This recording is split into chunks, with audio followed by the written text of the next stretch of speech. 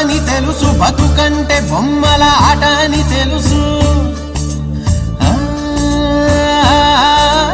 కథ అని తెలుసు, కథ అని తెలుసు, కథలన్నీ కంచికే చేరునని తెలుసు, తెలుసు తెర తొలుగుతుందని, తెలుసు తెల్లారుతుందని, తెలుసు ఈ కట్టె పుట్టుకుమంటదని, తెలుసు ఈ మట్టి మట్టిలో కలిసిపోతదని,